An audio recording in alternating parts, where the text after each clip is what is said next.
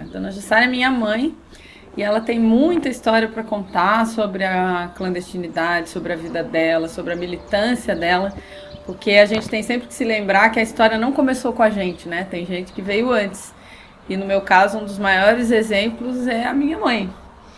Dona Jussara, como é que você começou a sua militância?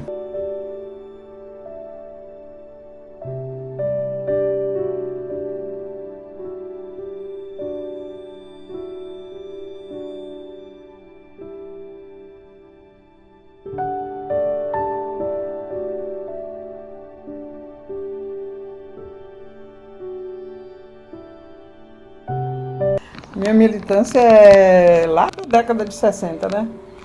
Com o movimento estudantil. A gente começou a se engajar, a participar de manifestações e eleições para os organismos que representavam os estudantes. E até que, bom, terminei a faculdade em 62. Mas no movimento estudantil, quais eram as reivindicações de vocês naquela época? Tinha reforma universitária, tinha uma grande discussão sobre participação de 1/3 dos estudantes nos conselhos universitários. E nós tiramos isso na Universidade Católica de Salvador, que estava se formando na época. Nós tiramos isso com toda tranquilidade numa Kombi, em que o reitor era o Monsenhor que dirigia a Kombi. Você acaba entrando na clandestinidade. Como que isso aconteceu? Que tipo de coisa tão subversiva e tão perigosa você fazia para ter precisado ir viver clandestinamente? Eu estava já trabalhando, né? Eu saí da faculdade em 62 e fui fazer um curso. Quando eu voltei desse curso em 63, 64, eu ingressei no serviço público, na fundação do Ministério da Saúde. E fui trabalhar em Juazeiro, lá na Bahia. Encontrei uns amigos e retomei os contatos, porque eu militava com o pessoal de AP, na época, Ação Popular. E retomei esses contatos, e à medida que a luta foi se acirrando, eu achei que era importante ter mais gente participando disso. Eu não conseguia me ver fora desse processo, dentro do processo que a AP estava construindo, de se integrar com as massas populares, assim que a gente falava na época. O objetivo era discutir com essas massas, quer dizer, a gente se perder nesse mar, né? Não ficar exposto para a polícia, né? Porque a gente se lidava com essa população, e a ideia era mobilizar, né? Ajudar na educação política e mobilizar para a luta que estava se desenvolvendo no país. A gente não queria ditadura e precisava do regime democrático, voltar a um regime de democracia, em que a gente pudesse escolher nossos representantes, encaminhar nossas propostas, enfim. Mas a perseguição existia com todo militante, que não precisava que eu sofresse essa perseguição pessoal. Os meus companheiros que estavam nesse movimento também sofreram, né? Então, a gente percebe que havia uma perseguição para toda pessoa que tinha uma posição política de lutar pela democracia. Isso. Eu, inclusive, um período, antes de eu ir assim, para a clandestinidade, eu morava em Salvador, e recebia muitos militantes que vinham da tortura, dos órgãos de tortura de São Paulo, né, dos órgãos policiais de São Paulo. E uma das orientações era que a gente ouvisse, inclusive, esses relatos, para a gente se preparar, se por acaso a gente viesse a sofrer uma situação dessa, estar mais preparado.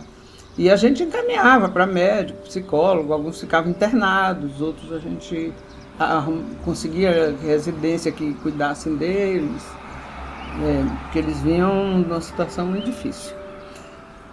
E, bom, é isso. E eu estava no meio do movimento, então o caminho, para mim, era um caminho natural chegar a esse processo de clandestinidade, porque na legalidade a gente não conseguia atuar mais. Se tentasse organizar qualquer coisa, qualquer nível de organização, havia uma perseguição por exemplo, militantes.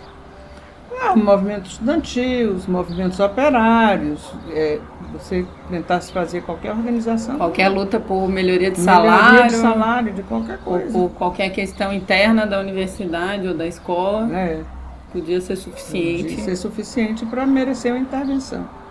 Que podia significar uma prisão, uma tortura e um sumiço, né? Muitos desapareceram. Até hoje não foram encontrados, outros foram mortos, outros sobreviveram.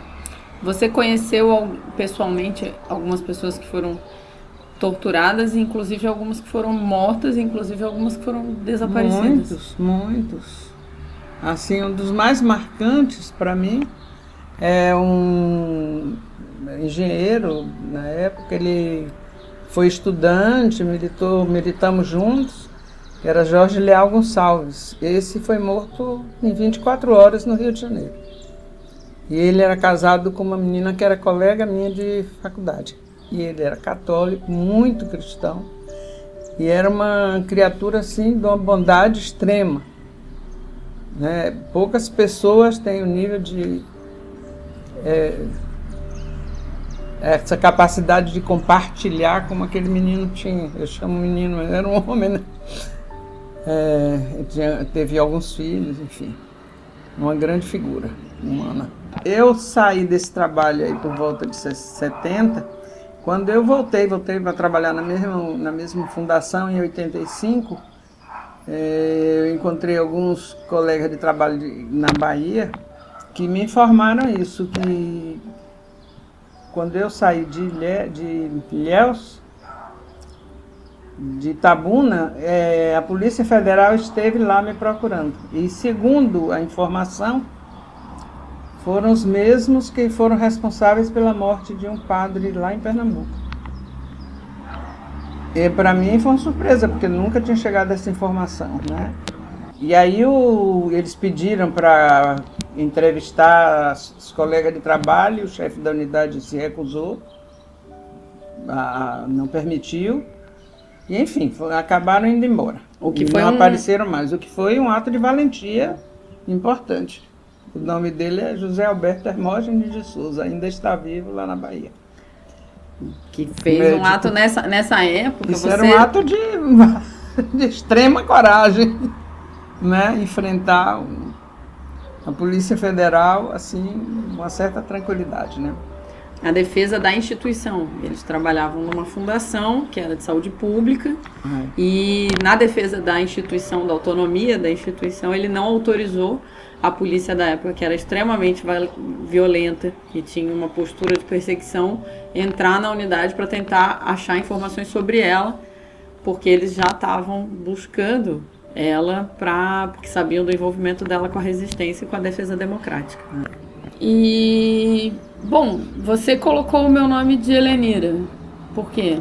A Helenira foi uma guerrilheira participava lá da guerrilha do Araguaia, era paulista, e ela morreu nessa luta na defesa da democracia. Nós achamos que ela merecia essa homenagem.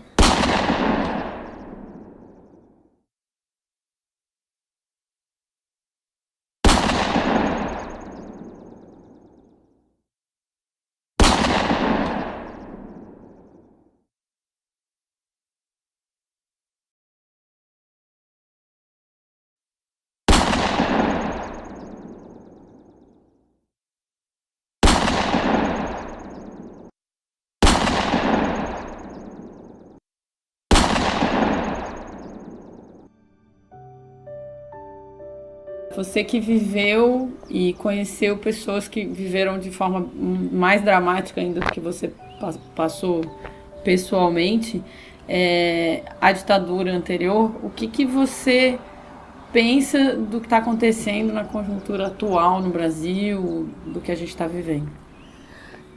Eu acho que nós estamos vivendo uma situação muito grave, né?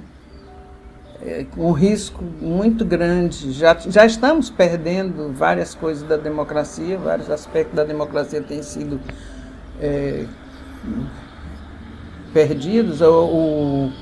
Aqui, por exemplo, a gente teve invasões na universidade pela Polícia Federal, coisa que não é ilegal, não se pode fazer. Várias situações em que a gente vê a quebra de princípios democráticos. E é uma situação em que a gente deve ter muito cuidado e tem que estar muito atento ao que a gente está vivendo para não permitir, e é preciso que todos se unam contra isso, não permitir que a gente volte a uma situação desastrosa. E que hoje essa situação pode nos levar a uma tragédia maior, além de estar absolutamente contrária aos princípios democráticos. Acho que é uma situação muito grave. Eu sou candidata a deputada federal.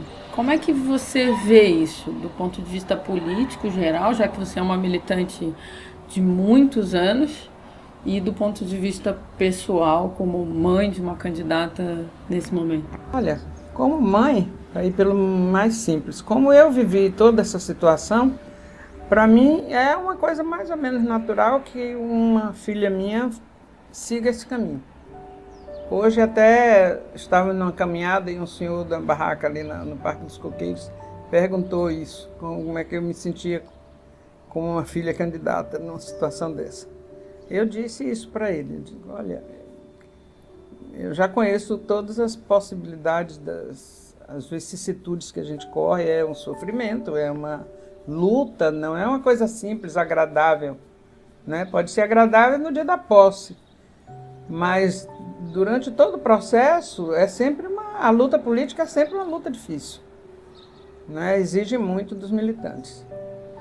Com relação à questão política, eu acho importante porque eu acho que a Lenira tem umas posições políticas com que eu concordo, que são basicamente a defesa da democracia, a questão do feminismo e da educação, que são os eixos de campanha dela, que eu concordo plenamente e acho que a gente tem que batalhar por essas coisas. A educação é fundamental e a questão das mulheres, que se constituem maioria da população, são desrespeitadas a todo minuto. E eu acho que isso é uma bandeira que as mulheres têm que carregar, e têm que ir para a luta e se fortalecer. E com tudo isso, você fortalece a democracia.